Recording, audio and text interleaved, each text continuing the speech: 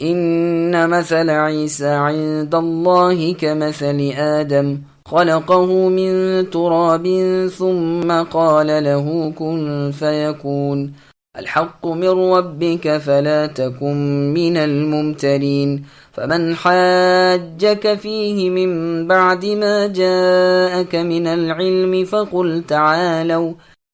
فقل تعالوا ندع أبناءنا وأبناءكم ونساءنا ونساءكم وأنفسنا وأنفسكم ثم نبتهل فنجعل لعنة الله على الكاذبين إن هذا لهو القصص الحق وما من إله إلا الله وَإِنَّ اللَّهَ لَهُوَ الْعَزِيزُ الْحَكِيمُ فَإِن تَوَلَّوْا فَإِنَّ اللَّهَ عَلِيمٌ بِالْمُفْسِدِينَ۔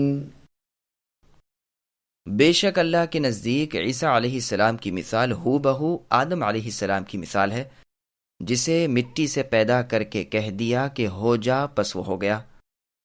آپ کے رب کی طرف سے اے نبی حق یہی ہے، خبردار شک کرنے والوں میں سے نہ ہونا۔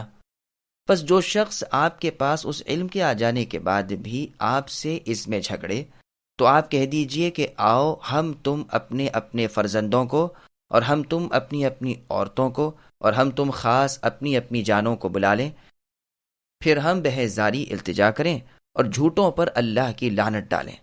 یقین صرف یہی سچا بیان ہے، اور کوئی معبود برحق نہیں بجز اللہ کے، اور بے شک غالب اور حکمت والے اللہ تعالیٰ ہی ہیں۔ پھر بھی اگر قبول نہ کریں تو اللہ تعالیٰ بھی صحیح طور پر فسادیوں کو جاننے والے ہیں۔ سامعین، اب ان آیتوں کی تفسیر سماعت کیجیے۔ عیسائیوں کو دعوت مباہلہ اور ان کا انکار۔ اللہ جل اسمہ وعلی قدرہ اپنی قدرت کاملہ کا بیان فرما رہے ہیں کہ عیسیٰ علیہ السلام کا تو صرف باپ نہ تھا، اور میں نے انہیں پیدا کر دیا تو کیا چھمبا ہے؟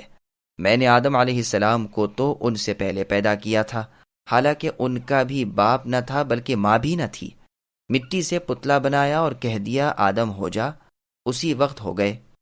پھر مجھ پر صرف ماں سے پیدا کرنا کیا مشکل، جبکہ بغیر ماں اور باپ کے بھی میں نے پیدا کر دیا۔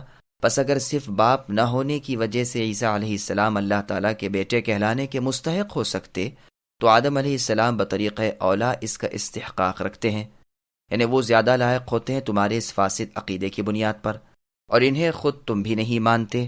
پھر عیسیٰ علیہ السلام کو اس درجے سے بطور اولا ہٹانا چاہیے، کیونکہ ابنیت بیٹے ہونے کے دعوے کا بطلان اور فساد یہاں اس سے بھی زیادہ ظاہر ہے۔ یہاں ماں تو ہے، وہاں تو نہ ماں تھی نہ باپ۔ یہ سب کچھ اللہ تعالیٰ جل جلالہ کی کامل قدرتوں کا ظہور ہے کہ آدم علیہ السلام کو بغیر مرد و عورت کے پیدا کیا، اور حوا کو صرف مرد سے بغیر عورت کے پیدا کیا، اور عیسیٰ علیہ السلام کو صرف عورت سے بغیر مرد کے پیدا کر دیا، اور باقی مخلوق کو مرد و عورت سے پیدا کیا۔ اسی لیے سورہ مریم میں فرمایا وَلِنَجْعَلَهُ آیَةً لِلنَّاسِ، ہم نے عیسیٰ علیہ السلام کو لوگوں کے لیے اپنی قدرت کا نشان بنایا۔ اور یہاں فرمایا ہے کہ عیسیٰ علیہ السلام کے بارے میں ربانی سچا فیصلہ یہی ہے، اس کے سوا اور کچھ کمی زیادتی کی گنجائش ہی نہیں ہے، کیونکہ حق کے بعد گمراہی ہی ہوتی ہے۔ بس آپ کو اے نبی ہرگز ان شکی لوگوں میں نہ ہونا چاہیے۔ اللہ رب العالمین اس کے بعد اپنے نبی کو حکم دیتے ہیں کہ اگر اس قدر واضح اور کامل بیان کے بعد بھی کوئی شخص آپ سے امر عیسیٰ علیہ السلام کے بارے میں جھگڑے تو انہیں مباہلے کی دعوت دیجیے کہ ہم فریقین معاں اپنے بیٹوں اور بیویوں کے مباہلہ کے لیے نکلیں، اور اللہ سے عاجزی سے کہیں کہ اے اللہ، ہم دونوں میں جو جھوٹا ہو اس پر آپ اپنی لعنت نازل فرمائیے۔ اس مباہلے کے نازل ہونے کا اور ابتدائے صورت سے یہاں تک کہ ان تمام آیتوں کے نازل ہونے کا سبب نجران کے نصارہ کا وفد یعنی گروہ تھا۔ یہ لوگ یہاں آ کر رسول اللہ سے عیسیٰ علیہ السلام کے بارے میں گفتگو کر رہے تھے۔ ان کا عقیدہ تھا کہ عیسیٰ علیہ السلام اللہ تعالیٰ کے حصے دار اور اللہ کے بیٹے ہیں۔ بس ان کی تردید اور ان کے جواب میں یہ سب آیات نازل ہوئیں۔ صحیح بخاری شریف میں بروایت حذیفہ رضی اللہ عنہ مروی ہے، نجرانی عیسائی سردار عاقب اور سید ملاعنے یعنی مباہلے کے ارادے سے رسول اللہ کے پاس آئے، لیکن ایک نے دوسرے سے کہا یہ نہ کر، اللہ کی قسم اگر یہ نبی ہیں اور ہم نے ان سے مباہلہ کیا تو ہم اپنی اولادوں سمیت تباہ ہو جائیں گے۔ چنانچہ پھر دونوں نے متفق ہو کر کہا، اے محمد، آپ ہم سے جو طلب فرماتے ہیں ہم وہ سب ادا کر دیں گے، یعنی جزیہ دینا قبول کر لیا۔ آپ ہمارے ساتھ کسی امین شخص کو کر دیجیے اور امین ہی کو بھیجنا بھی۔ رسول اللہ نے فرمایا، بہتر، میں تمہارے ساتھ پورے اور کامل امین کو ہی کر دوں گا۔ اصحاب رسول صلی اللہ علیہ وسلم ایک دوسرے کو تکنے لگے کہ دیکھیں رسول اللہ کسے انتخاب کرتے ہیں۔ آپ نے فرمایا، اے ابو عبیدہ بن جراح، تم کھڑے ہو جاؤ۔ جب یہ کھڑے ہوئے تو رسول اللہ نے فرمایا، یہ ہیں اس امت کے امین۔ صحیح بخاری شریف کی اور حدیث میں ہے کہ ہر امت کا امین ہوتا ہے، اور اس امت کے امین ابو عبیدہ بن جراح رضی اللہ عنہ ہیں۔ مسند احمد میں ابن عباس رضی اللہ عنہما سے مروی ہے کہ ابو جہل ملعون نے کہا، اگر میں محمد صلی اللہ علیہ وسلم کو کعبے میں نماز پڑھتے دیکھ لوں گا تو ان کی گردن کچل دوں گا۔ فرماتے ہیں کہ رسول اللہ نے فرمایا، اگر وہ یعنی ابو جہل ایسا کرتا تو سب کے سب دیکھتے کہ فرشتے اسے دبوچ لیتے۔ اور یہودیوں سے جب قرآن نے کہا تھا کہ آؤ جھوٹوں کے لیے موت مانگو، اگر وہ مانگتے تو یقیناً سب کے سب مر جاتے اور اپنی جگہ جہنم کی آگ میں دیکھ لیتے۔ اور جب نصرانیوں کو مباہلے کی دعوت دی گئی تھی، اگر وہ رسول اللہ کے مقابلے میں مباہلے کے لیے نکلتے تو لوٹ کر اپنے مالوں کو اور اپنے بال بچوں کو نہ پاتے۔ صحیح بخاری، ترمذی اور نسائی میں بھی یہ حدیث ہے۔ امام ترمذی اسے حسن صحیح کہتے ہیں۔ امام زہری فرماتے ہیں کہ سب سے پہلے جزیہ انہی اہل نجران نے رسول اللہ کو ادا کیا، اور جزیے کی آیت فتح مکہ کے بعد اتری ہے، جو یہ ہے، قاتل الذین لا یؤمنون باللہ ولا بالیوم الآخر ولا یحرمون ما حرم اللہ الآیات۔ اس آیت میں اہل کتاب سے جزیہ لینے کا حکم ہوا ہے۔ پھر آگے اللہ تعالیٰ کا ارشاد ہے کہ یہ جو ہم نے شان عیسیٰ بیان فرمائی ہے حق اور سچ ہے، اس میں بال برابر کمی زیادتی نہیں۔ اللہ تعالیٰ قابل عبادت ہیں، کوئی اور نہیں، اور وہی اللہ غلبے والے اور حکمت والے ہیں۔ اب بھی اگر یہ منہ پھیر لیں اور دوسری باتوں میں پڑیں تو اللہ تعالیٰ بھی ایسے باطل پسندوں کو اور مفسدوں کو بخوبی جانتے ہیں، انہیں بدترین سزا دیں گے۔ اللہ میں پوری قدرت ہے، کوئی اللہ سے نہ بھاگ سکے نہ اللہ کا مقابلہ کر سکے۔ وہ اللہ پاک ہے اور تعریفوں والے ہیں۔ ہم اللہ کے عذابوں سے اللہ ہی کی پناہ چاہتے ہیں۔ قل يا أهل الكتاب تعالوا إلى كلمة سواء بيننا وبينكم ألا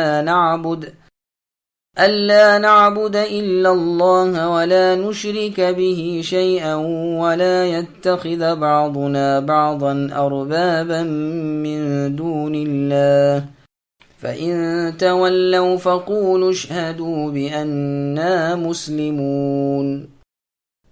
اے نبی کہہ دیجئے کہ اے اہل کتاب، ایسی انصاف والی بات کی طرف آؤ جو ہم میں تم میں برابر ہے، کہ ہم اللہ کے سوا کسی کی عبادت نہ کریں، نہ اللہ کے ساتھ کسی کو شریک بنائیں، نہ اللہ کو چھوڑ کر آپس میں ایک دوسرے کو ہی رب بنائیں۔ پس اگر وہ منہ پھیر لیں تو آپ کہہ دیجئے کہ گواہ رہو ہم تو مسلمان ہیں۔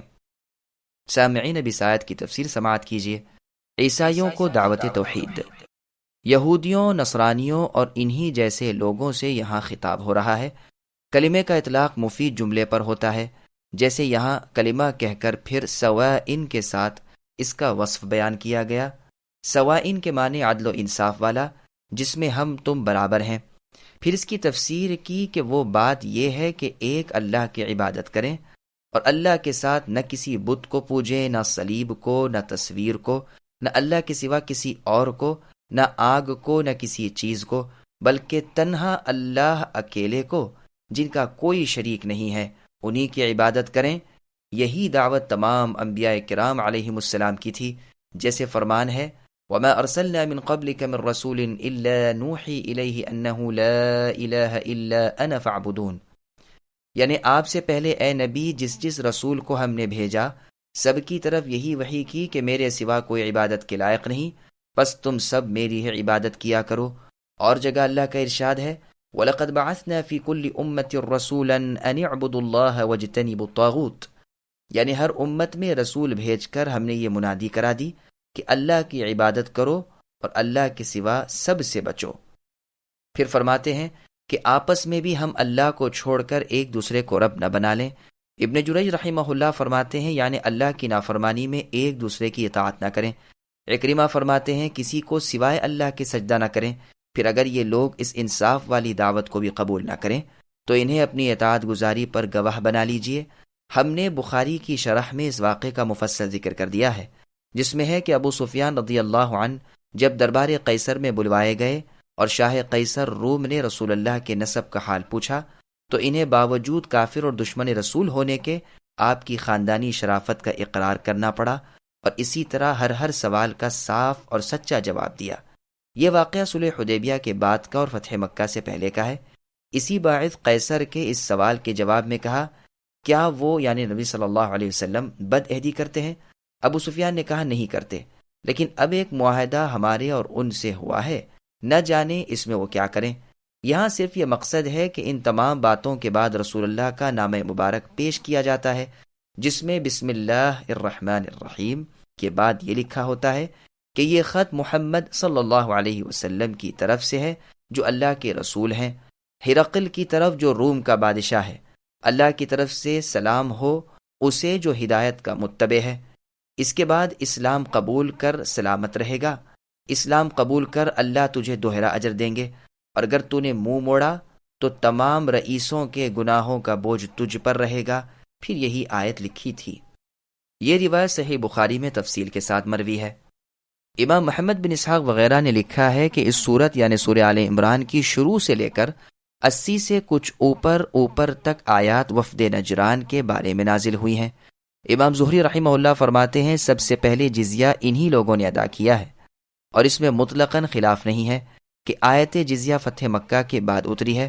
پس یہ اعتراض پڑتا ہے کہ جب یہ آیت فتح مکہ کے بعد نازل ہوئی ہے، پھر فتح سے پہلے رسول اللہ نے اپنے خط میں ہرقل کو یہ آیت کیسے لکھی؟ اس کا جواب کئی طرح سے ہو سکتا ہے۔ ایک تو یہ کہ ممکن ہے یہ آیت 2 مرتبہ اتری ہو، حدیبیہ سے پہلے اور فتح مکہ کے بعد۔ دوسرا جواب یہ ہے کہ ممکن ہے وفد نجران کے بارے میں شروع صورت سے لے کر اس آیت تک اتری ہو اور یہ آیت اس سے پہلے اتر چکی ہو۔ اس صورت میں ابن اسحاق کا یہ فرمانا کہ اسی کے اوپر کچھ آیات اسی وفد کے بارے میں اتری ہیں، یہ محفوظ نہ ہو، کیونکہ ابو سفیان والا واقعہ سراسر اس کے خلاف ہے۔ تیسرا جواب یہ ہے کہ ممکن ہے کہ وفد نجران حدیبیہ سے پہلے آیا ہو اور انہوں نے جو کچھ دینا منظور کیا ہو یہ صرف مباہلے سے بچنے کے لیے بطور مصالحت کے دیا ہو، نہ کہ جزیہ دیا ہو، اور یہ اتفاق کی بات ہو کہ آیت جزیہ اس واقعے کے بعد اتری، جس سے اس کا اتفاق الحاق ہو گیا۔ جیسے کہ عبداللہ بن جحش رضی اللہ عنہ نے بدر سے پہلے کے غزوے میں مال غنیمت کو 5 حصوں میں تقسیم کیا اور 5واں حصہ باقی رکھ کر اور دوسرے حصے لشکر میں تقسیم کر دیے۔ پھر اس کے بعد مال غنیمت کی آیات بھی اسی کے مطابق اتریں اور یہی حکم ہوا۔